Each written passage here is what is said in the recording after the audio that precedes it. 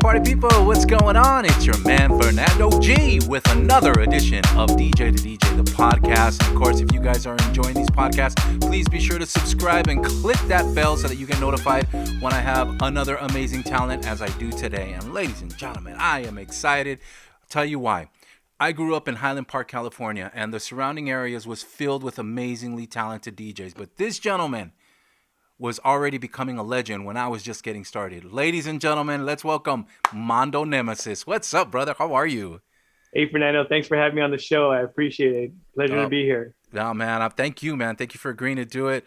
And seriously, man, when we were getting started, man, it was all over the entire, area that we lived in. The North East area was Mando Nemesis, Nemesis this, Nemesis that, And you were just like blowing up, man, while we were just getting started. And Richard Vision and I and all the guys out there, we idolized you, man, because you just had it going. So let's go back to those early days prior to us getting to know you and who you were. How did you get started in DJ? How did you discover it? What was the very first time that you said, what the heck is that, and how do I get in on it? Yeah, how did I fall in love with the whole the art, the craft of DJing and music? It was basically my parents. We always used to listen to music on the radio when we were kids back in the 70s. And I remember just loving music. My dad had an old stereo, the kind with the lid and the whole component. So it was like a size of a small house practically. Right. And we used to listen to that all the time. And I remember being in junior high school. And of course, I was one of those nerdy kids that didn't know how to dress. I was into skateboarding, so that wasn't cool back then. But I became a member of the Maryland Boys. Maryland's Backstreet Disco. Maryland's Backstreet, yeah. Group. Yeah, Maryland Boys back in Pasadena. And I remember going to, my friend said, hey, we got to go to this club. You're going to meet some girls. I'm only 17, 18. I'm thinking, girls, I'm just a regular kid from Echo Park. I don't know how to dress. I don't know anything. So Saturday Night Fever just came out. Mm-hmm. I remember buying some polyester pants and crayon shoes and slicking my hair back and showing up. And I was like, wow, I've got no game. I don't dress the best, but I love this music. It's just so great. So how can I be part of this scene and not have to worry about, I got to come up with lines. I got to try picking up. I got to dress the part. So I remember seeing the DJ and thinking, hey, that guy is having a great time and he's not even dancing, not worried about picking up on chicks. So I think I could do that. Right. I can be in the scene, but out of the scene, kind of in the shadows, and I can be playing music that I love and not be laughed at and ridiculed. So for me, it was Maryland's that started it off. I thought I could be a DJ. That way I can be in the music scene, not have to worry about being the best dressed, the best looking. And that's what kind of kicked it off for me. Just my experience of going to a discotheque. That's what they call them back in the day. That's crazy, man. That's wild. And I'm going to let you in on a little secret. Believe it or not, Richard and I were the very last DJs to spin at Maryland's Backstreet. Classic. So how crazy is that? You guys are lucky. That was a staple of dance back in the day. Everybody wanted to go there. It was like on Studio 54, if you want to call it that. Yeah. It was a blast, man. I remember just going down there. Now, was Boris and Chris spinning there when you were there, or was it somebody else? I recall the name Boris because I remember he played that song by Martin Circus that I can't pronounce. It's in French, I believe. And I remember he mixed it from what I recall from the dead beginning, which there's no beat in there. Yeah. Call it beginner's luck or call it skill. But I remember hearing that song and just being like, man, this guy is awesome. I go, that's what I want to do. I want to be able to blend music, to play the best music there is. And of course, the crowd went crazy. So that was my attraction to it. And I do remember Boris. I never met him, of course. Mm-hmm. Because when we started doing our DJing, we were mobile and, we kind of abandoned the whole discotheque club scene. We were just doing our own thing mobile, but I would have loved to have met him back in the day to get some insight on just, kind of tips. Because back then nobody shared ideas. Nobody gave you any type of help. It was just, you learn on your own and do your own thing. Yeah. It's funny because it seemed like it was a Northeast thing because I later on and years went on, I met DJs from other areas and they always talked about how they were helping each other out. But us in the Northeast area, man, we were like, I ain't going to tell you where I got that record. Right? Like, covered up with tape, cover when you're DJing, they put it away real quick. Yeah, real stingy, real kind of jerkish moves. But yeah. It was classic. So what was it like when you got your first turntables? How did you obtain your first set of equipment? Well, funny story is that when I first started DJing, when someone did help me out, they told me, plain and simple, you got to get some techniques. So, of course, back then they had the recycler and there was no Best Buy, there was no OfferUp, there was nothing to get to compare and say what am I going to get. So when I first saw an ad in the recycling for Techniques for one, for I think it was $50, I thought I scored. I just got to get one more. Well, I didn't realize that it was the wrong Techniques. Techniques made several models, and the one I got was the SLB 202, which is belt drive with a small little pitch control knob, Yeah. a rubber mat. I didn't even know about slip pads. So I thought this is great. I can now mix, but boy, belt drive and no slip mats. And then I was using my mom's old stereo still with the turntable with no pitch control. It was really tough. So I didn't find out about Techniques till we started playing. People were like, that's not the one you're supposed to get, buddy. You need a 1200. And of course, the price tag on those back in those days was, back $500, $600. And, who could afford that working, part-time jobs. So my first set I ever got, I cherished them forever. They were like my babies. And I didn't get those till probably early 80s, 82, 83 maybe. Wow, that's funny. That's funny because like my first set of turntables were the realistic ones, which were the Techniques knockoffs of that from version Radio that Shack. you had. Yeah, and it was funny because we used to, with Gordy Gemini and Roger and these guys, we used to mess around in Gordy's basement with Richard and the guys. And I just remember holding that freaking little turntable just to try to get it in. But then you let it go and boom, it would take off like crazy. And you'd have to try to slow it down and stuff. It was wild. And since it's belt driven, it's pulling it. So you couldn't, it wasn't like you could slow it down like the 1200s. It was just crazy. Now it was great. It was really one of those things where the DJs of nowadays, they really should appreciate technology because a controller, a CDJ compared to a belt drive. I mean, even the 1200s nowadays, I play on different ones now here and there, and they're not always the same. Some people tweak them, some people have them stock, but it's just one of those really eye-opening where if you can mix on, I used to say if you can mix with a belt drive turntable, you're pretty good for the rest of your career. Yeah, exactly. You can mix on anything, man. So, you also became very well known for your sound system and, battling other DJs with big sound systems. What was that like building that system that you had? Because I remember you were like the first DJ that I ever saw using lasers and stuff. And we were just like, oh, whoa. What was that like building that system? My passion with music was that I wanted to be heard. So I thought it's no good if you're the best DJ, but you're on a crappy sound system or you're relying on a house sound system or somebody's doesn't know how to tune it up or doesn't have the right sound. So I immediately, I was inspired by Pegasus and Electra. Yeah. Those guys were like gods to me. I walked into the halls when they pounded the plaster off the walls. I thought, I want to do that, but I want to sound good. So I want to mix good. Then, of course, there's a light show. Electra was the first one that had cop lights before I think you could even buy them legally. Yeah. They had one of the first lasers. And then, of course, Pegasus with those 2 stars that, light bulbs galore. One thing I wanted to do was build it. And of course, I'm here scrounging for money, and I had my bad luck with partners. We'll buy half, we'll do this, and partnerships just never worked for me. Yeah. So to build a sound system was what I always chased more than anything because I wanted to sound really good. I wanted to make sure if people came to hear Nemesis, they heard everything. They heard the mixing, they heard the loud sound system clear. I had a really good sound guy, Carlos Altamirano, rest in peace. He passed away while we were towards the end of our heyday. But it was one of those things that I just wanted to have the best. And of course, back then, Serwin Vega was the king of speakers. Yeah, and I still own some now. So that was just one of the things where I had to have a powerful sound system to back up whatever I was playing, whether I was playing new wave, techno, house, whatever it was. I want to make sure you could hear it loud and clear and it sounded really good.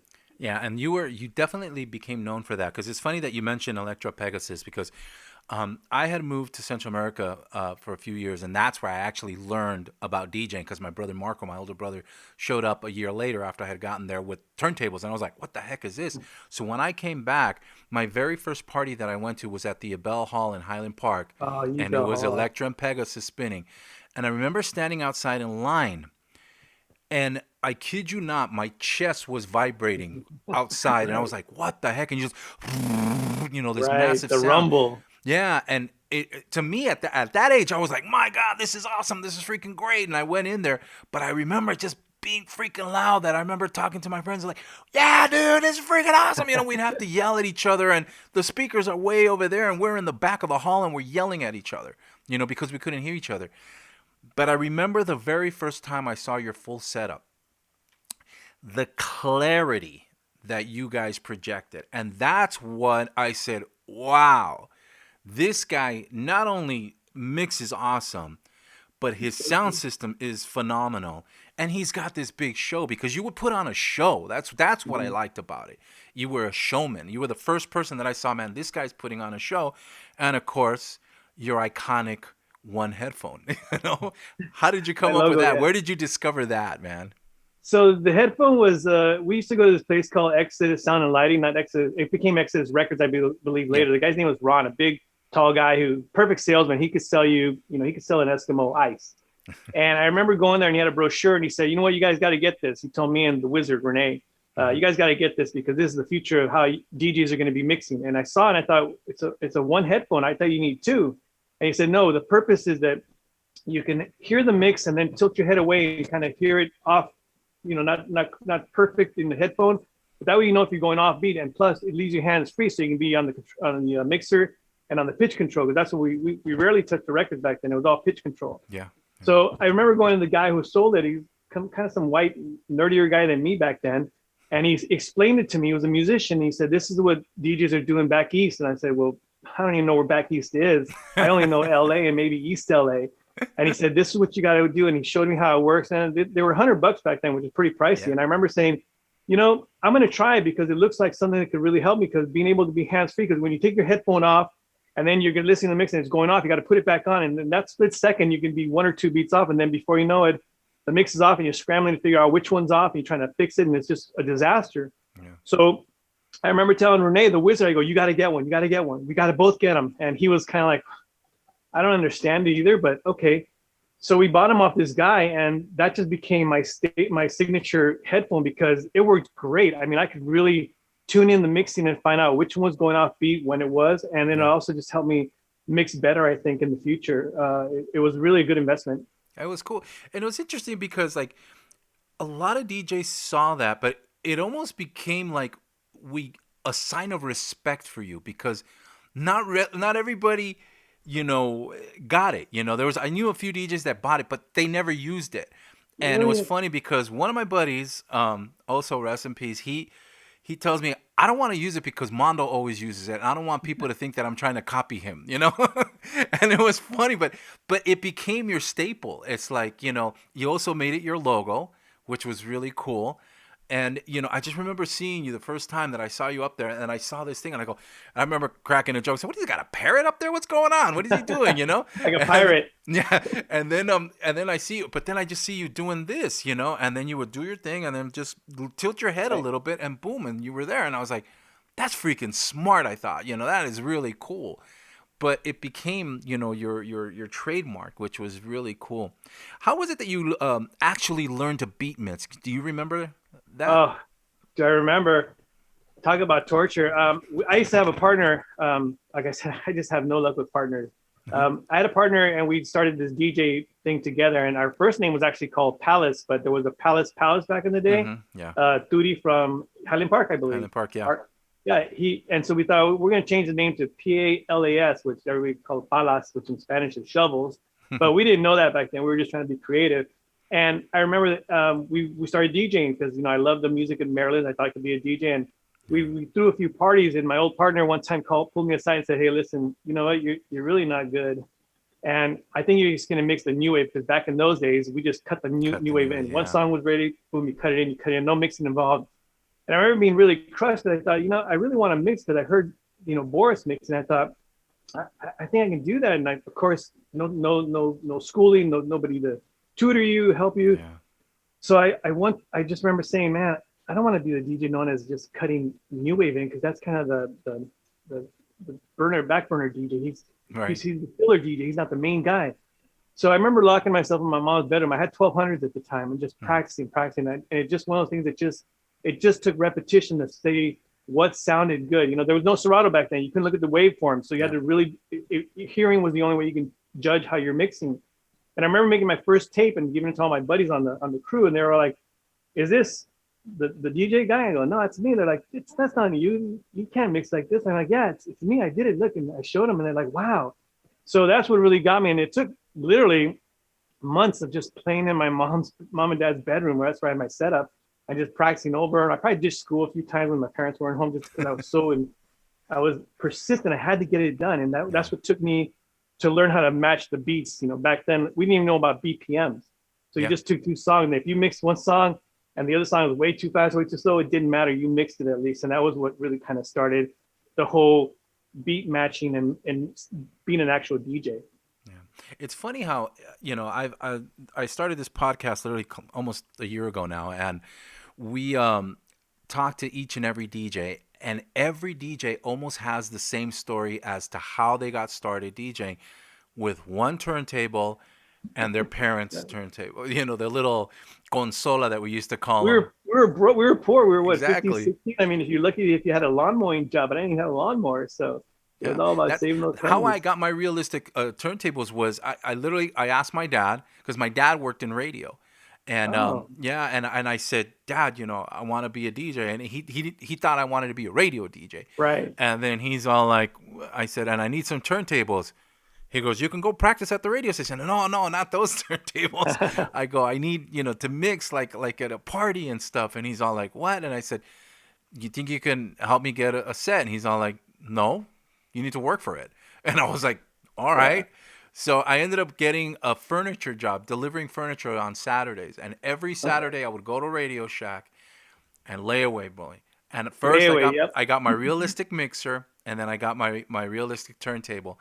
So, and it's funny because, and I'm sorry I'm taking up your time, but Oh no, the go for it. story It's a good is story. that I ended up going to my sister's house taking care of my nephew.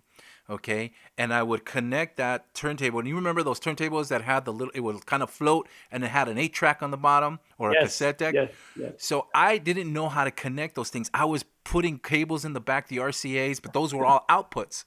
And I'm Right. thinking, how the heck? And Not I go, there's working. got to be a way. There's got to be a way. And then somehow, some way, I look at the turntable and I see two little RCAs underneath.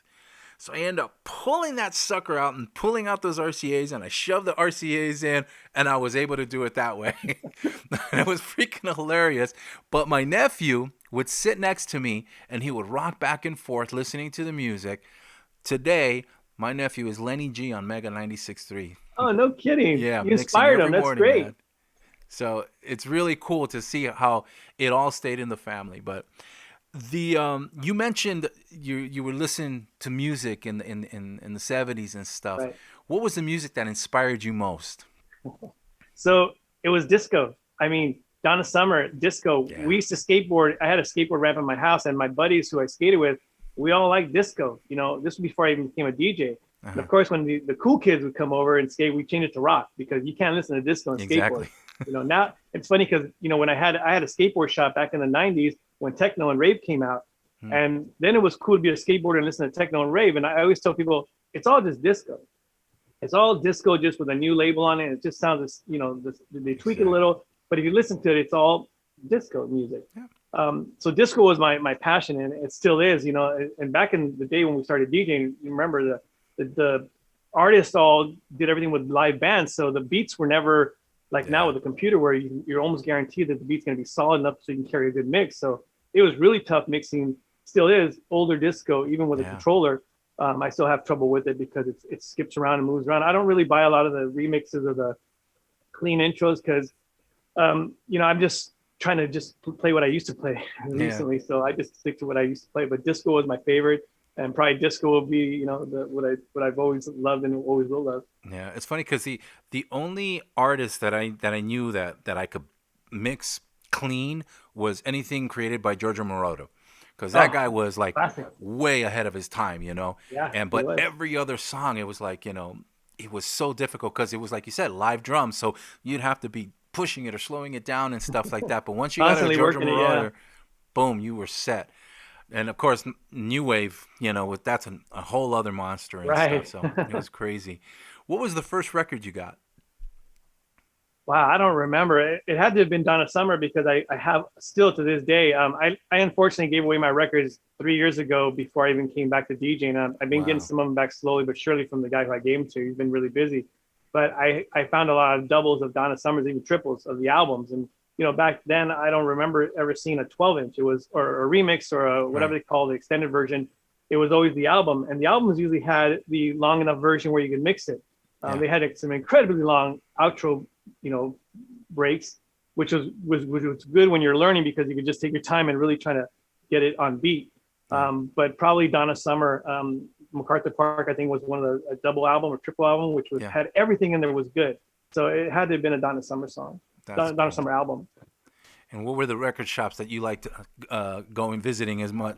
Well, I'm pretty sure we probably ran into each other. Ron's Records turned into DMC. Yeah. There was another one on Melrose. I can't remember the name of it, but we used to go to Exodus, get records there. Exodus.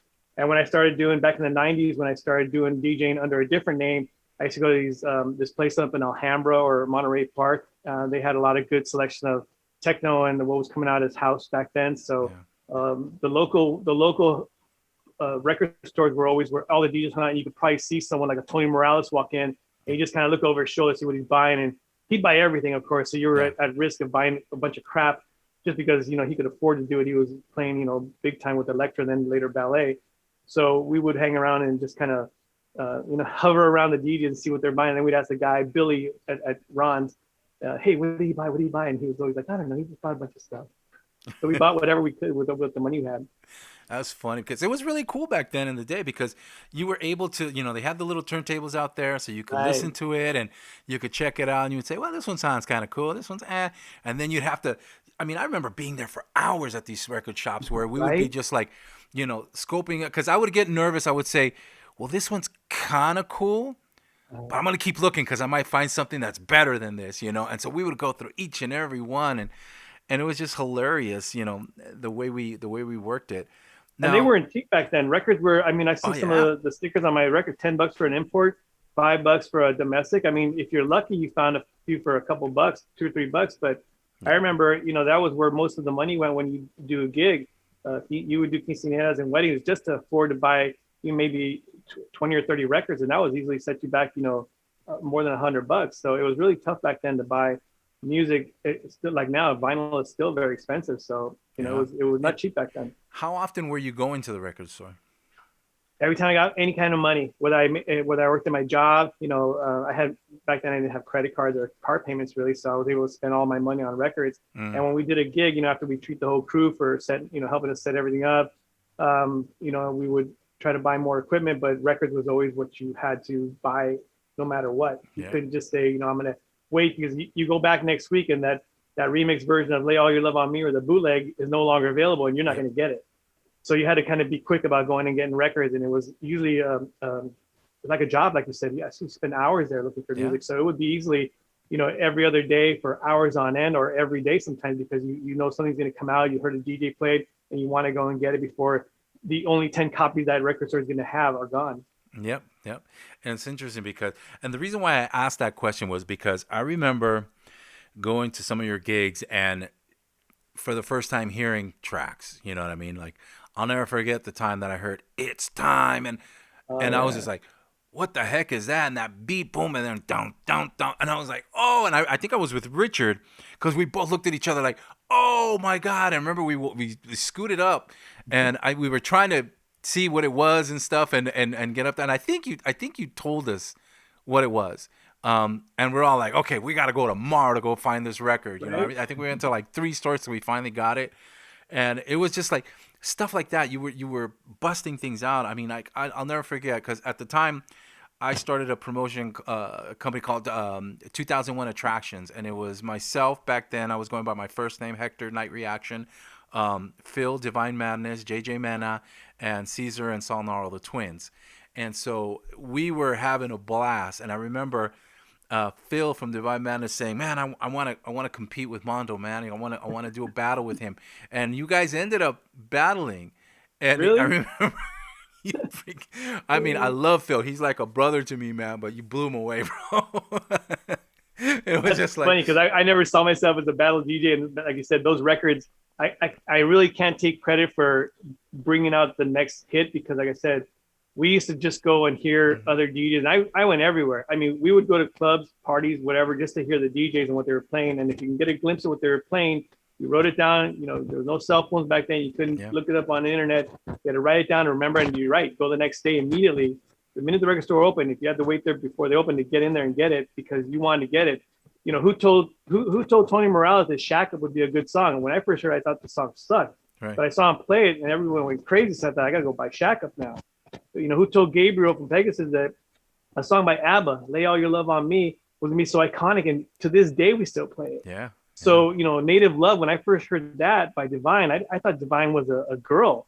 And I heard it on Cute 102. Mario Flores, the DJ with a thick accent who couldn't mix for beans, Right. was playing it. And I thought, man, where did they get this song? So we were just really just, luckily, if we got it first, then we played it, because usually, I was never on the forefront of saying, I'm going to break out this song. It's going to be a hit. Because I was always afraid that people were going to think that song sucked. And now Nemesis sucks because you play crappy music. So it was Right. always kind of waiting for someone else to play it. And then we jump on it and play it our way.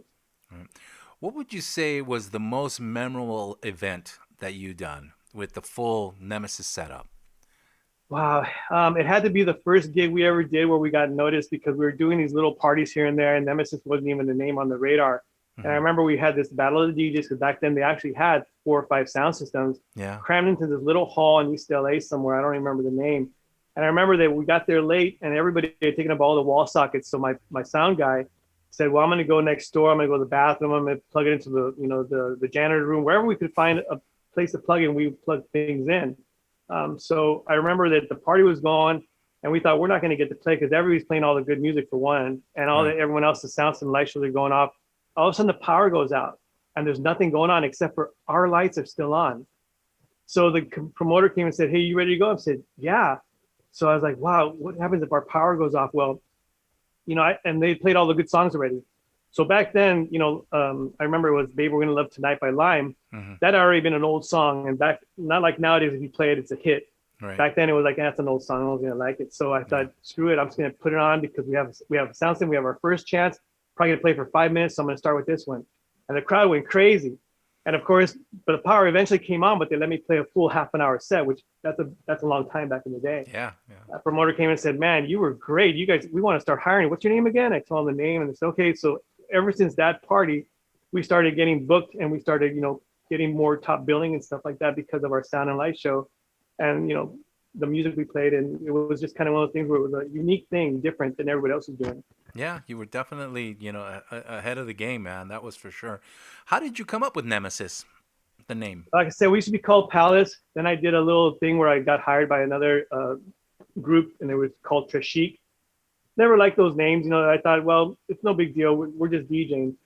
A buddy of mine, who was the only one that at the time was going to school, and smart student, he wasn't ditching class. He took it. He went to his English lit class, and he said, "Hey, I found this. We were talking about this god, and the name was Nemesis." And I go, "What? This sounds like Genesis." And there was already a Genesis and Right. Pegasus. It sounded too familiar. I thought, I don't want to go and say, "Who are you guys again? Genesis?"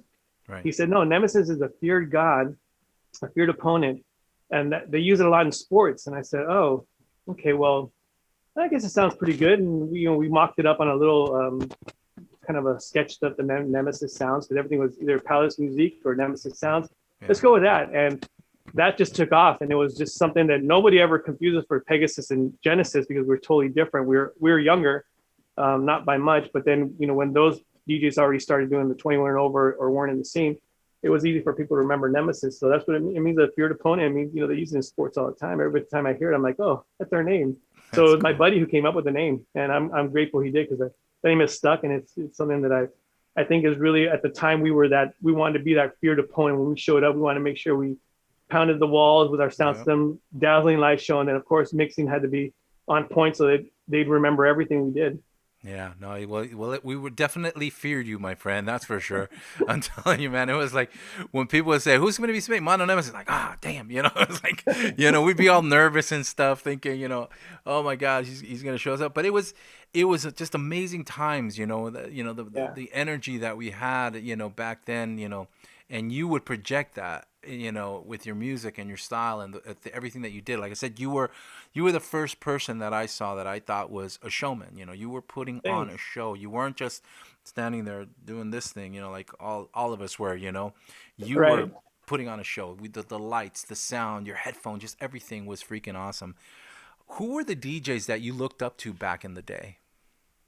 Well, I didn't have many I looked up to, not to sound arrogant, but it was just one of those things where I had a different style of mixing that I was doing, and I really learned it from the guy who sold me the one piece headphone. He told me how beats, music is made in beats, and every fourth beat something happens or something changes, and they're made in sets of 16. or 12 or 8 or 4. Now nowadays the DJs that I talk to, they're like, yeah, no duh, it's on the CDJ or on the controller. It's the loops are in beats like that. I go, yeah, but we didn't know that back in the day. Exactly. And he told me that the way to mix so that you can keep the crowd going is to never have a lull.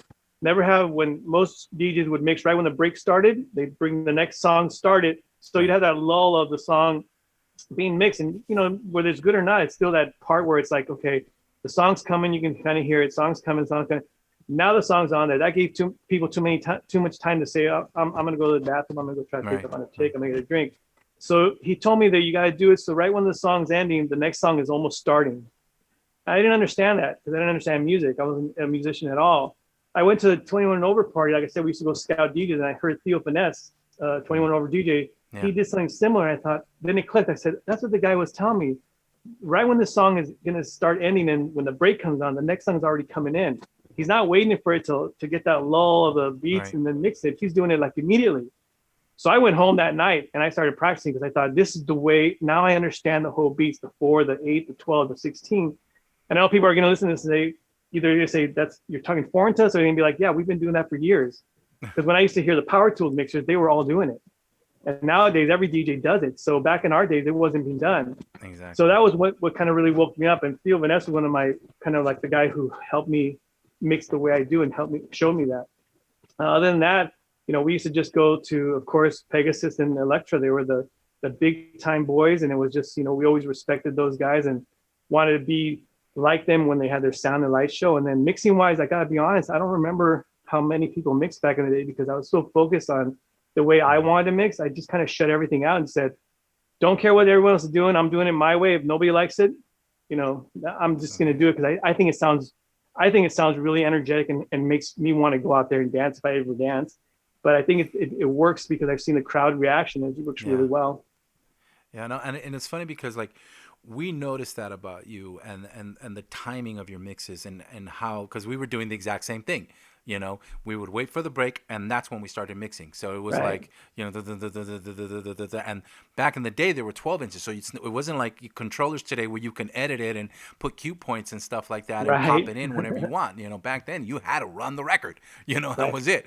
And the way Richard and I learned timing, and this is a funny story, was in modern dance class at Franklin High School.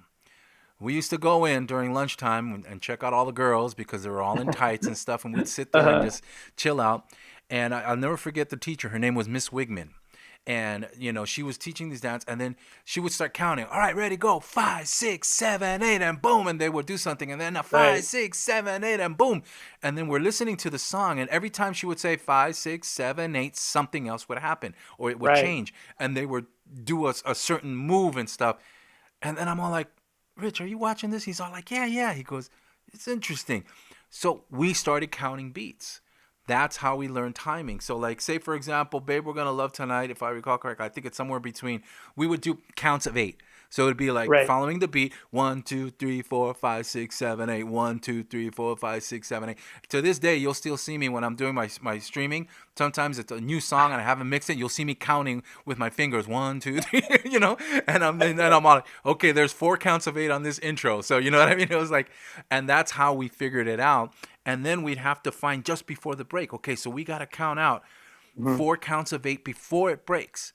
Right. So once, and then we would hit it right there so that boom, they would break at the same time. And we discovered that literally watching the girls dance, which was awesome. Yeah, and that's what Richard told me, a similar story. And I said, yeah, for me it was the guy who sold me the headphone told me it's 1, 2, 3, 4, that's 4, 2, 2, 3, 4, that's 2 sets, 3, 2, 3, 4, and 4, 2, 3, 4, that's your 16 beats. And I said, and you'll see me sometimes counting too. And when people talk to me, that's why I don't let anybody listen to me when I'm practicing, because I literally sit there and count with my fingers. 1, 2, 3, 4. Okay, that's 1 set, 2 set, 3 set, 4 set. I write it on my record, but like you mentioned Serato, you can hit a cue point now. Back in the days, it was memory. You had to remember where it was because I didn't know how to mark the record without it not playing correctly. Exactly. I had to, nowadays, because I'm older, I write it in a book and I write down the parts where it comes in. And, I didn't see myself sitting there with a timer even saying, okay, when this song hits whatever time, I'm going to start the mix. So the whole beat counting with lyrics and choruses all made sense. And that's what you guys got from dance. I had to discover just because it was just kind of one of those things where I didn't understand music, how it's made. And yeah, when you watch those people, I used to watch cheerleading competitions, not for the girls, but because the music they would have for that would always end up being what we call programmed. After, like you said, 1, 2, 3, 4, boom, something happens, the song changes, or something happens to the song that goes with the action of what the cheerleaders are doing. And that's where I really started really honing in, because I realized that's what is the future of the way people are mixing. Yeah. And sure enough, I hear it when I used to hear Power Tools, those guys all mixed on point. I never heard a bad mix. I used to record them when I was out of DJing because I just loved the way they mixed. And the music was just changing too. Techno, trance, house. It was all, you didn't hear spin it 100 times in a party. You heard it, Exactly. You heard a bunch of new stuff. So that was really kind of interesting. Your story is interesting because I always am fascinated when I hear other people, what we call program. We joked about it, call it the formula. We had the formula for the mixing. Uh-huh. I always like to hear the DJs because I hear them programming or counting the beats, how they got into. So your story is very interesting because we're from two different spectrums of learning that, but we got it. And that's what kind of is the future of I think mixing, because I see the top EDM DJs nowadays are doing that. Yeah. So it's cool. Cool, good stuff, man. So today, you're back at DJing. You had kind of stepped away for a while, and you're doing it again. So what's going on today with Mando Nemesis?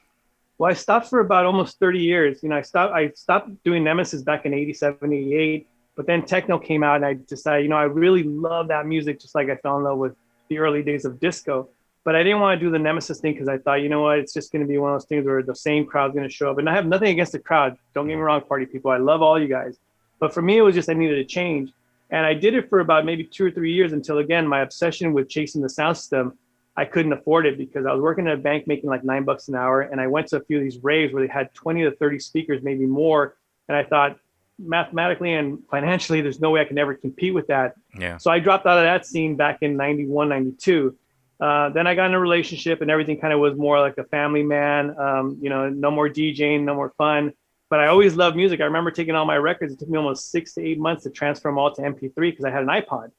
This is pre-Serato, but I wanted to hear all that music still. And I just recently found a bunch of old tapes that I've been re-putting on MP3 just to listen to. So about maybe 2 years ago, I had broken up with the relationship I had for over 14 years. And I thought, you know what, I'm happy now in my life. I have a pretty good job. And I thought, I always miss DJing. And I talked to Renee the Wizard, and he said, let's have a reunion party. And I feel bad because he had 3 or 4 of them where I was supposed to show up back in the day. And I ditched them. I didn't show up. And I said, this time I'll show up. And he introduced me to Serato, controllers, CDJs. I never mixed on CDJs. I missed that whole era. And I just got back into it because I'm older now that it's not a job. I'm not, I'm not relying on the money because I don't care to make any money off it. And I'm not trying to compete with anybody. I'm just having my own thing where I can play whatever I want, whenever I want. I'll do a live stream here or there once in a while, but it's just so much fun. I miss it. Yeah. They say your true love, that was my true love. I remember back in the days when we used to dress up in corny ass polyester and stick our hair back. I'd be like John Travolta. But I love that scene. I love the music. I like watching people dance, and I don't dance myself because if you see me DJ, I'm probably the most boring DJ you'll ever watch because I don't even bob my head because I'm just focusing on the mixing. And I still do that to this day. But I came back only because I wanted to just reunite with a lot of people. I lost a lot of friends during the last 30 years, and I thought, you know what, you should always keep in contact with your friends. And the DJ community was always kind of like my second family back in the day. And even nowadays, I've talked to DJs. I've talked to Richard. I've talked to, Fun Boy, Willie Guilty, all the guys they were kids when I was DJing, and they're so nice like they were back then. I thought, wow, this is a scene I really want to be part of, and I want to be playing music till I can't play anymore. That's cool. Well, we're glad you're back, brother, because we definitely missed you, man. We missed your talent. So we've come to the end of this podcast for today. And, brother, I want to thank you so much for the time that you gave me and telling us your story, man. Literally, man, you're a DJ that I looked up to for many, many years. And I'm glad you're back. And I'm hoping that when this freaking pandemic is done, we can all get together again and do something really cool, man. I would love to do that. That'd be great. I appreciate you, man. And of course, you that's watching, all of Mando's links are going to be in the description below. And if you like this episode, please click the like button. And as always, subscribe and click the bell so that you get notified the next time I have an amazing talent. Brother, God bless. Stay safe. And we'll be in touch, man. Thank you, Fernando. Keep in touch.